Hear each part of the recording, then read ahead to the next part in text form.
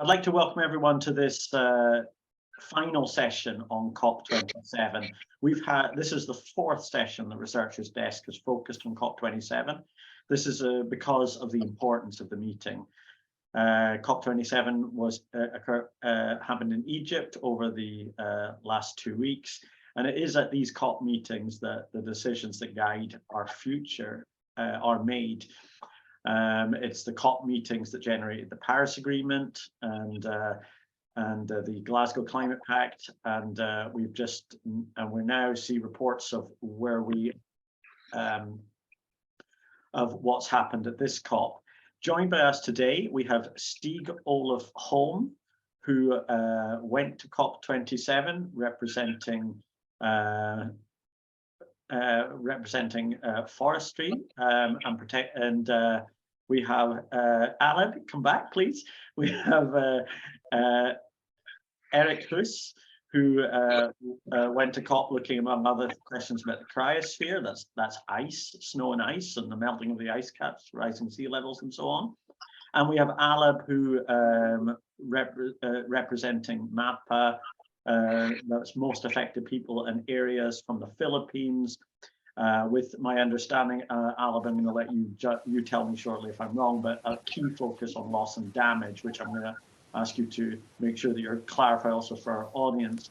We've seen the outcome of the COP. The outcome takes the form of an implementation plan, of which not want to start fairly positively. There are some statements that are, at least as a non-expert like myself, I find encouraging. The conference of the parties have reiterated the efforts to pursuing further efforts to limit the temperature increase to 1.5 degrees. I see this as enormously positive because I think the entire that's everything else hinges on that, and I'm really glad to see that that's still there. Because I was at COP26, I want to say that I've noticed that the phrase about phasing, an attempted phrase of phasing out coal power, which was modified in Glasgow to phase down of unabated coal power. For those of you who don't know what unabated means, it means coal power which is where there is CCS connected to it. So abated coal power is where you're capturing the carbon in theory. So the phrase has not changed since Glasgow. It still says phase down of unabated coal power. It's still weak, but it's still better than not having coal power in there. And then there is the phase out of inefficient fossil fuel subsidies. In the original early text in Glasgow, the word inefficient was not there. It was just phase out of fossil fuel subsidies, which as a geologist, I think is a very good idea. I do liken it to the dinosaurs subsidizing meteorites when we're subsidizing fossil fuels. So it really is good to, at least those statements have not weakened. But moving on, I want to, the statements were made in the COP on forestry, Stig-Olof. The statements that are made is that the parties should collectively aim to slow, halt and reverse forest cover and carbon loss in accordance with the national circumstances. And parties are to consider as appropriate nature-based solutions or ecosystem-based approaches, taking into consideration blah, blah, blah, while ensuring relevant social and environmental safeguards. Those are two concrete outcomes. Stig-Olof, you were at COP27, you were, your focus is forestry, you understand and are clear, speak out very clearly on the time delay between the cutting down of trees and the time it takes them to regrow. On a carbon system perspective, because a lot of people talk about forestry for biodiversity, you actually talk about it for even as a carbon uptake, there's a massive gap, which is effectively emissions. Stig-Olof, what was your impressions of COP27 from that aspect, and also from whatever aspect you want to share? Yeah, yes, hello. Well, it was an experience, of course. I have never been at COP meeting before, and so I went around there and visited some sessions where I tried to find where they're speaking about forestry and so on. And for example, I came to a pavilion where they were talking about. Say it was representatives from the Central Basin in Africa. You know, we have this large tropical forest in the Central Africa in Congo and so on. And it's very important that we keep that because it has been a lot of logging and burning going on in the Amazons. So therefore, the Congo Basin has been relatively important, which is still a strong sink, so to say, for forest.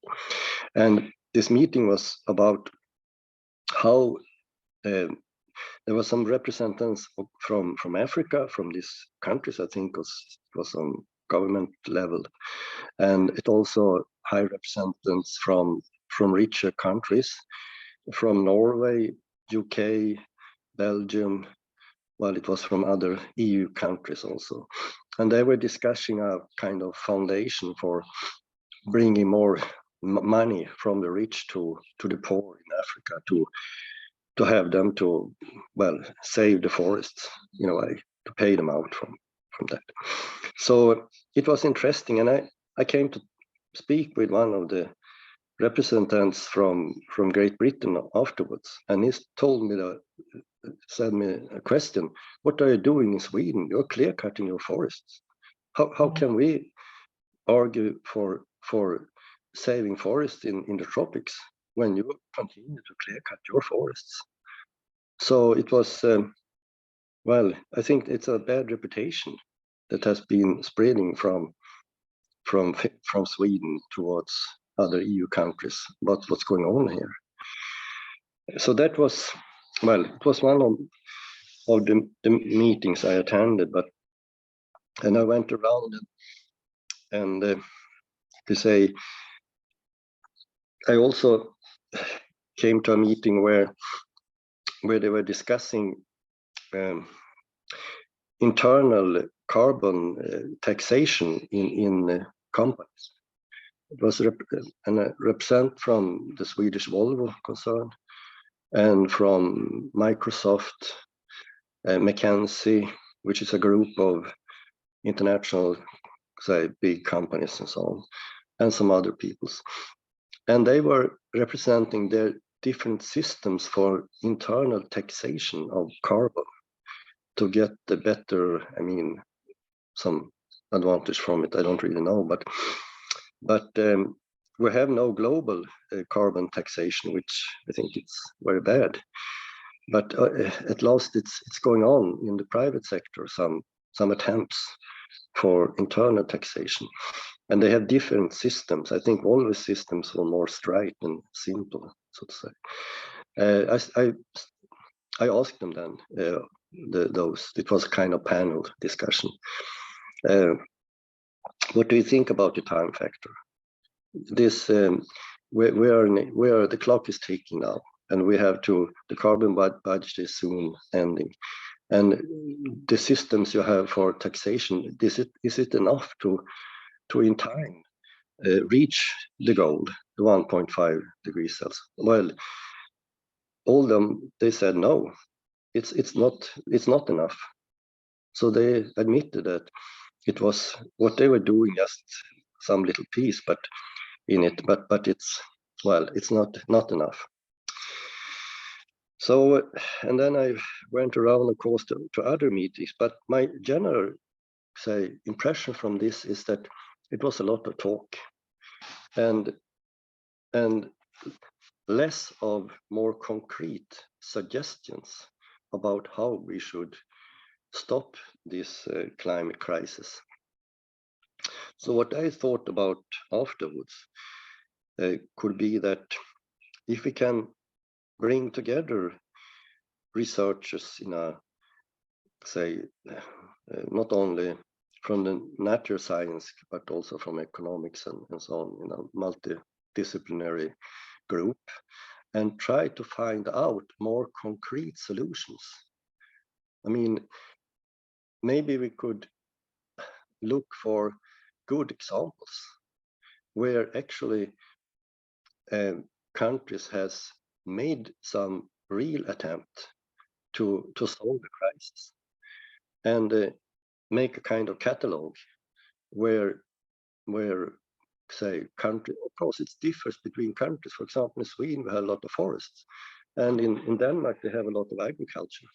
So it will be different solutions in different countries. But well, it was something I came to think about afterwards, because it was a lot of blah blah blah, also discussions and nice words, and then they have we say written down some more general texts as a decision, but you have to put some kind of substance into that. Otherwise we will have a COP28 and it will be the same. So that's my idea, if you should go further with this from researchers' perspective, a practical solutions, what to do and what are already done, and make some kind of, well, examples on what we really can do in different countries. I stop there. Thank you so much, Stig-Olof, and thank you so much for ending on a positive angle on what we can do as researchers. That was really helpful, and my feeling listening to you, Stig-Olof, that's exactly what a way that Researchers Desk can be contributing, cataloging success where countries and businesses and people are doing it right, to give inspiration to others. I think when Sweden is making very clear it's not going to be a source of inspiration at the moment, but that doesn't mean that we as citizens cannot carry on. Stig-Olof, completely concretely, we will take that to the Researchers Desk board and propose a way forward for that, in which case we'll be calling back on you for help. Thank you very much for suggesting that. That's really, really good. I'm going to, everyone's going to get chances to ask everyone questions, but I want to make sure that our three delegates get the stage, and I would like to actually now turn to Alab, if I may. Alab, you are from the Philippines, representing most affected people and areas, and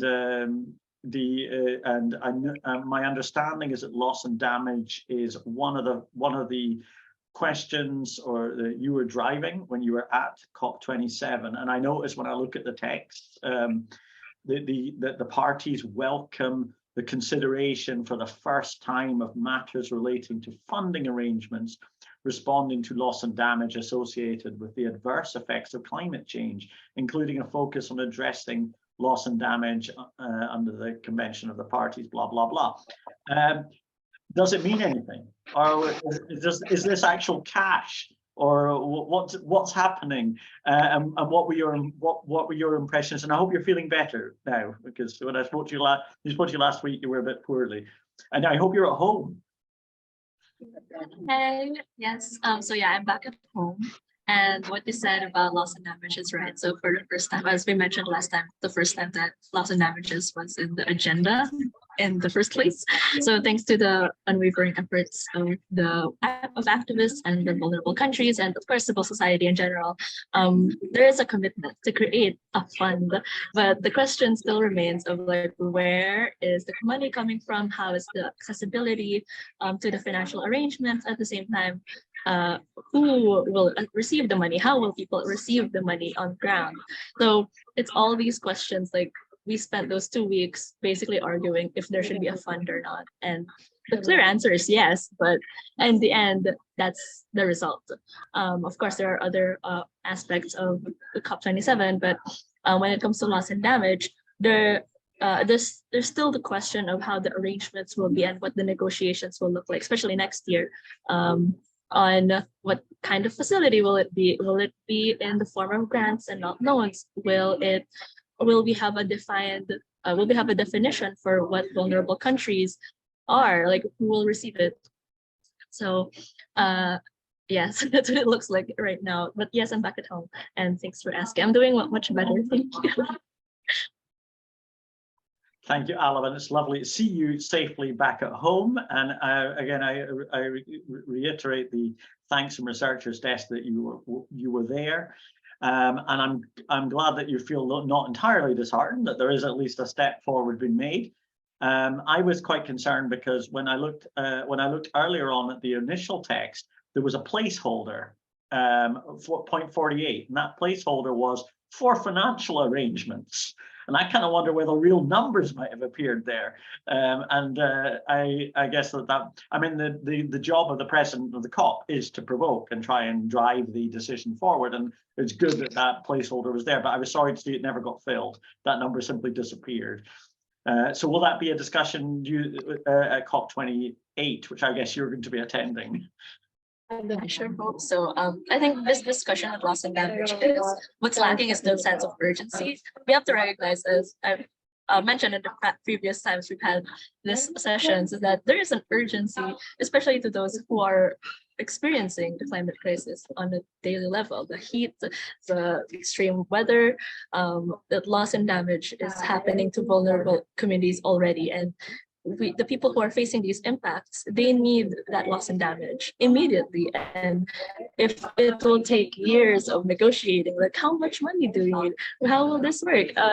It's making the crisis, the impacts of the crisis for these communities worse every year. Like every year, typhoons here in the Philippines are getting worse. Like people are getting tired of the nation drives all the time because they have no other choice. Sometimes our government themselves, they lack with that sense of urgency in the first place. So how else will it look like in the global scale, like all these countries that are experiencing at the same time?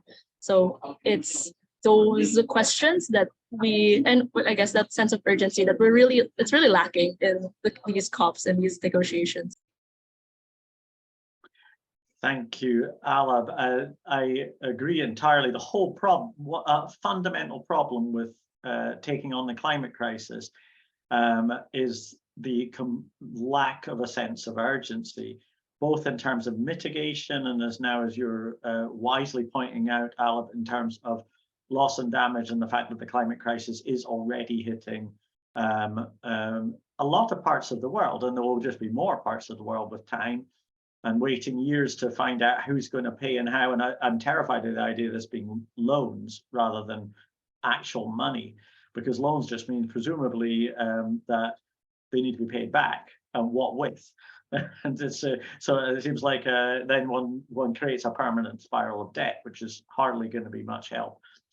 So thank you for carrying on fighting. Is there anything you feel that we as researchers can be doing right now, Alab? I think there's a lot of questions regarding how do you actually, I guess, monetize the impacts of the climate crisis. And I know there is specific research that goes in here, but I feel like this objective and scientific voice of saying that, hey, there is a huge need for loss and damage, because the climate crisis is not just like happening and like in terms of environment, but also like in the economic losses and cultural losses and that kind. I think that voice in the scientific community is very important as well, and stable, but are in the form of just conversations with people. I hope I'm still heard at the last bit. Yeah, you're heard. It's a little rocky, but we've got your message, and we thank you very much, Alab. That's really we take that on board, and we'll take that on board in our communication work. Thank you very much indeed, Alab. Erik, you have also been at COP27. You've been representing Researchers Desk, and there's a couple of points which are in the implementation plan that I would hope that you'd be willing to reflect on. One of those points is that the Conference of the Parties recognizes the impact of climate change on the cryosphere and the need for further understanding of these impacts, including tipping points. The reason I ask you to think about that is because you were at the Cryosphere Pavilion, which has been a long-standing organization within the COP, trying to impress on decision makers the simple message is that you cannot negotiate with a melting point of ice. Once ice is gone, it's gone. I've got a second point, but rather than confuse the issue, I'd like to ask first, would you, from your experience in the Cryosphere Pavilion and your time at the COP, like to reflect on that first point? And I have another one for you as well. Yeah. I have some bullets that I actually can show you about both cryosphere and the big scale decisions if you want. I'll tell you what, let me ask me my second question as well, so then you can bake it all into a single answer. And it's really spooky seeing Stockholm merging into the desert periodically behind your window. We've got it's an amazing effect we're seeing. Yeah. The second is outcome that I'd like you to reflect on when you bullet point us away, is that the Conference of the Parties stresses that the increasingly complex and challenging global geopolitical situation and its impacts on the energy, food, and economic situations, as well as the additional challenges associated with the socioeconomic recovery from the coronavirus pandemic, should not be used as a pretext for backtracking, backsliding, or deprioritizing climate action. Because that's what we've been feeling. That's been the actual words that have been said here in Sweden. We're dealing with this economic crisis, not so much reflection on the pandemic, but the economic crisis, so we can slow down in our emissions reductions, in fact, even increase them, is what we're hearing in Sweden. So if you'd be so kind as to reflect on those 2 points, because I know you've been actively involved in them. Erik, the floor is yours. Okay, thanks, Alasdair. I guess we take this in English, Alab, but that's easier for you, right, than Swedish? Om jag pratar svenska, då förstår du inte mycket. Okay. No one understands your skånska. Yeah, so I brought some of the Sinai Desert to Stockholm City. So while we are at climate change, why not make it a desert while we are on it? So I'll first I start from behind, like when I read books, I start from the back to see who was the killer. I'm so curious. The first one is the corona crisis wasn't actually mentioned much at all, neither during the talks, negotiations, or in the final document. So, I mean, for me, I think it's a perfect rehearsal for what we have to do. And there's a saying on Twitter, like the whole world says there's no way we can face down fossil fuels and protect the environment and climate. And Mother Earth, she says, here's a virus, practice. So we had a perfect rehearsal, but we actually, we've had the largest increase in fossil fuel emissions ever in modern times after the corona crisis, 6% up. And so that wasn't actually mentioned. And I don't know why, but it's, I mean, it would be perfect rehearsal, because actually emissions went down 5.4%. And we would have to do that and double that each year, like 10% each year.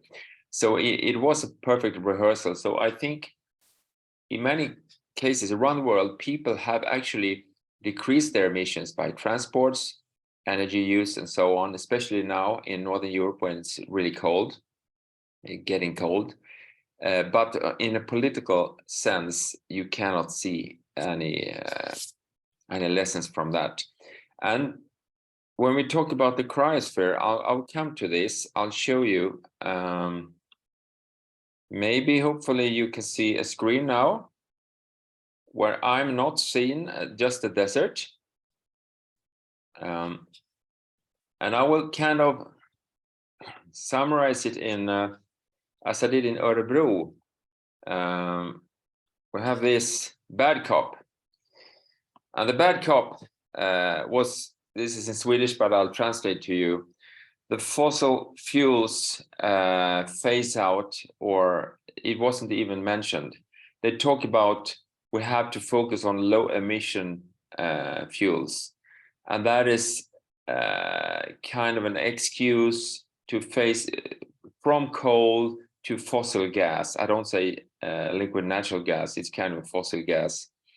And to oil. And there were in the pavilion from the United Arab Emirates, they had 1,000 delegates in place. And so you understand there was a big lobby group from the oil producing states, Saudi, Oman, United Arab Emirates, and they will have the next COP in Dubai next year. So it was nearly impossible to do anything, and it was actually taken away from the Glasgow papers. So that was really, really sad. The reason actually that they interviewed the Minister for Environment from Saudi Arabia in, I thought it was Al Jazeera or BBC, the day before the final document, and they asked him about the climate and environment ambitions, and he said they are very important to us. Next question from the journalist was, so what is the plan to phase out the oil production? What is the plan? And then he said, like the most natural thing in the world, well, fossil fuels have nothing to do with the climate change. That's what he said. And I was both shocked and also understand that, okay, this is the reason why nothing is happening. It's a complete denial. So the oil producing states, China and India and Russia, especially Russia, they have no plan to phase out. They talk about 2060 in China, but they will increase on the next coming 7 years, they will increase their emissions because that's in their huge plan. So it's really sad. Then we would talk about this import taxes, because we have a European trading system with carbon that works really well in Europe, and that is the main reason for the big decrease in emissions in Europe. And people, when we import things from United States or China, there is a suggestion to have these import taxes, so they will levelize the carbon tax. So if you don't have a carbon trading system or a carbon tax, we will add that to all imported goods. And that is a suggestion that is opposed by China, Brazil, South Africa, and India, because their goods and services will be much more expensive when exported to Europe. But I think this is a way forward. So I hope really this will be, it's really a lot of action in Europe, European Parliament about this right now. And now they survey 59 countries each year, the biggest polluters in the world. They stand for 90% of all emissions. None of these are close to following the Paris Agreement. So that is also really sad. It's a lot of green talk, like Greta says, blah, blah, blah. But none of them, not even Sweden, or especially not now, the coming 4 years. And when we come to Sweden, like bridge over to Sweden, our new climate and environment minister, Romina Pourmokhtari, she was asked, so why do the government in Sweden not continue being a leader in this climate action? We've been a leader in the national perspective. She said simply that it's not always good to be best in the class. And she said, we cannot afford it. And the signal from little Sweden that we are such a rich country and not even we can afford to reduce our emissions. We will actually increase our emissions with 10% the coming 4 years. That is 5 million tons more. So if not we can do it, what does that signal to the world? So it's extremely unlucky that we have a climate environment minister that has no clue of the importance of being to show the world what you can do actually.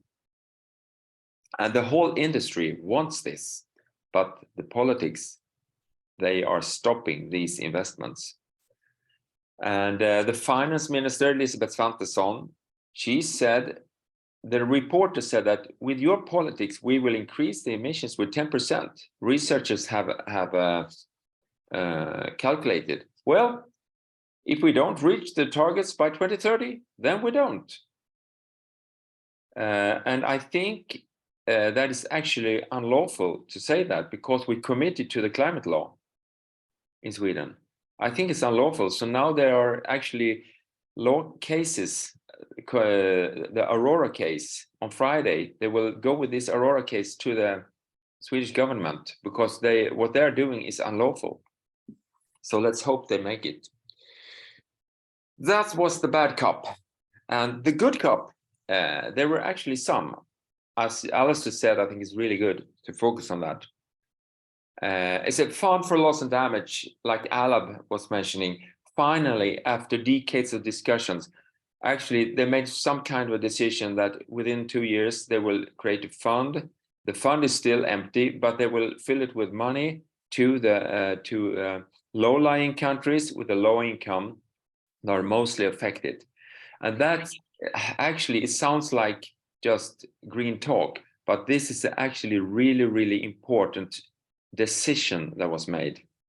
And the decision was backed up by all countries. So now you cannot, but even Sweden said finally, okay, we go for this. But Sweden opposed this in the beginning. But finally, Romina, she had to agree with this. So that was a good one. And EU will reduce their emissions from 55 to 57% until from 2010 to 2030. That's a little increase in ambitions, and I think we must see that as a good sign. China and USA has finally, well, not fallen in love, but they have started to talk to each other. Like, you know, in a marriage, when you are really mad at each other, you go to a therapist and start to talk. It's a good sign. Big love for China and USA. We don't know what's coming out of it, but let's hope for the best. And United Nations, they have a new system to, it's called Mars, and it's not the Elon Musk expedition. It's kind of the methane alert and response system. And to identify with satellites the methane outbursts from fossil fuels and from the permafrost areas. And if you can detect it, then you can actually more easily stop it. And that's a good thing. And finally, I think it's actually really good. There's so many failed meetings and organizations around the world, but now every country in the world, they meet every year. And that is actually a good thing. People meet, and I've met people from all around the world. You know, all these indigenous people, all cultures. I've been speaking all my languages except Swedish, Norwegian, German, French, yeah, some Spanish with some Amazon warriors coming up. Really cool guy. And that was actually really important. And I like to share with you just some images of how it looks at COP. Is that okay? I'll do that. So, well, first, cryosphere, of course. Your first question, almost forgot it, Alasdair, but I didn't. Actually, I put this up right now. And in the document, cryosphere is mentioned twice. And that is actually a good thing.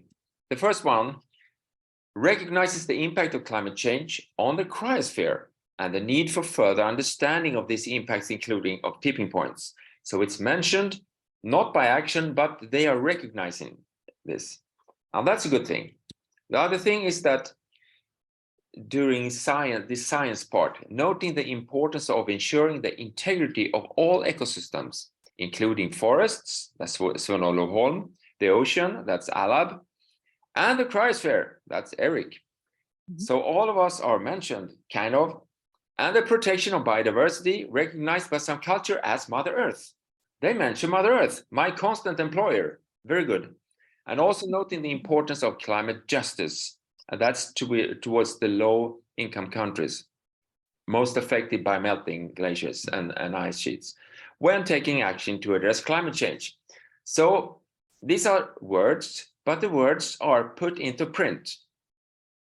And that's something to salute, I think. So now just to sum, this is how it shows. When you come into COP27 Blue Zone, a big shake arriving behind me and a melting glaciologist in the forefront. And there's, I spoke actually, I had 2 talks at the Cryosphere Pavilion, both about the Helix Glacier, when we tried to save a glacier up in the mountains, with woolen sheets, and also this Svalbard expedition that I will talk more about next week with Paul Glantz. So you will see some things that have never been published yet in any scientific literature. Also, this is, you know, the oils. That's how they look. They look just like in you know, it's toga party, but they are rich. One of these can easily buy a small country each.